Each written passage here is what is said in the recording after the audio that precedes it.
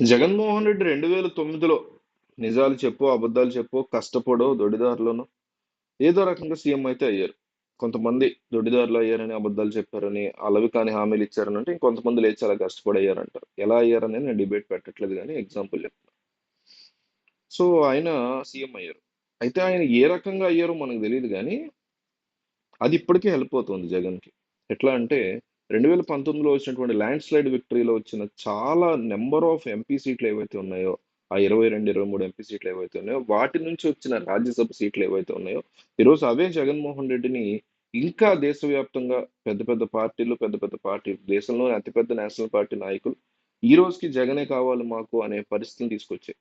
అంటే అప్పట్లో పడిన కష్టం 17, 18, 16, 17, 18, 19 ఆ టైంలో పడినటువంటి కష్టం ఏదైతే ఉందో అది ఈ రోజుకి కూడా జగన్మోహన్ రెడ్డికి హెల్ప్ అవుతుంది. దాదాపు 8, 9 సంవత్సరాల తర్వాత కూడా రాజ్యసభలో ఉన్నటువంటి జగన్మోహన్ రెడ్డి ఎంపీ సీట్ల కోసం ఓ పక్క నుంచి సోనియా గాంధీ, ఇంకొక పక్క నుంచి నరేంద్ర మోడీ పావులు కదుపుతూ ఆయన్ని తమ వైపు తిప్పుకోవాలన్నటువంటి ఉద్దేశం. ఎందుకంటే ఓ పక్క ఎన్డీఏతో ఆల్రెడీ చంద్రబాబు నాయుడు, పవన్ కళ్యాణ్ అంటగాగుతున్నారు.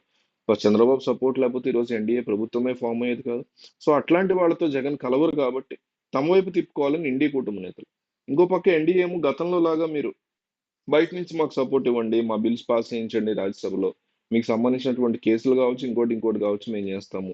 ఎందుకంటే 29లో మళ్ళీ ఏపీలో ల్యాండ్ స్లైడ్ విక్టరీ వచ్చే పరిస్థితి ఉందని, జగన్మోహన్ రెడ్డి మళ్ళీ సీఎం అయ్యే పరిస్థితులు, అది కూడా భారీ ఎత్తున మెజారిటీ వచ్చేలా పరిస్థితి ఉందని ఏపీలో తమిళనాడు ద్వారా పాలిటిక్స్ వచ్చాయని నమ్ముతున్నారు కేంద్ర పెద్దలు, ఎన్డీఏ వాళ్ళు. అట్లాగే ఇండి కూటమి కూడా అదే నమ్ముతుంది. పైగా ఇండి కూటమికి ఉన్న ఇంకో బెనిఫిట్ ఏంటంటే 29లో 3 సార్లు యాంటీ ఇంక్యుమెన్సీ వస్తుంది కాబట్టి 3 సార్లు టర్మ్స్ కంప్లీట్ అవుతాయి కాబట్టి ఎన్డీఏవి ఈసారి కూటమికి ఇండి కూటమికే జనాలు సపోర్ట్ ఇస్తారు అనేటువంటి ఫీలింగ్ కూడా ఉంది.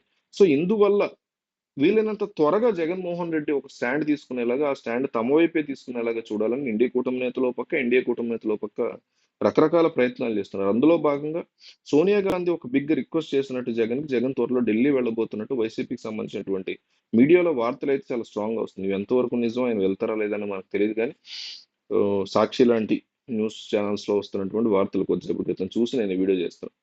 సో ఎటు వెళ్తే బాగుంటుంది జగన్ యొక్క అడుగులు? ఎన్డీఏ వైపు వెళ్తే బాగుంటుందా, లేక ఎన్డీ కూటమి వైపు వెళ్తే బాగుంటుంది? మీరు కామెంట్ చేయండి. ఎన్డీఏ వైపు లేదా ఇండి కూటమి వైపు అని కామెంట్ చేయండి. ఎందువల్ల చెప్తున్నానంటే ఇన్నాళ్ళు జగన్ ఎన్నో తప్పు నిర్ణయాలు తీసుకుని ఈ రోజు ఆయన చాలా తక్కువ సీట్లకు పరిమితమైన పరిస్థితి. మీరు ఇప్పటికైనా మీరు సజెస్ట్ చేయండి, ఎటు వెళ్తే బాగుంటుంది, ఆయన ఏ నిర్ణయం తీసుకుంటే బాగుంటుంది, క్లియర్ గా రాసుకురండి కామెంట్లు. పార్టీ ఆఫీసు వద్దకు పంపించేటువంటి బాధ్యత నాది, కానీ రాయాల్సినటువంటి బాధ్యత, సరైనటువంటి సలహా ఇవ్వాల్సిన బాధ్యత మీద. సో నా బాధ్యత నేను చేస్తా వాళ్ళకి పంపించే వరకు. కాబట్టి మీరు కంపల్సరీ ఎంతమంది కూర్తే అంతమంది రాసుకురండి కామెంట్స్ లో.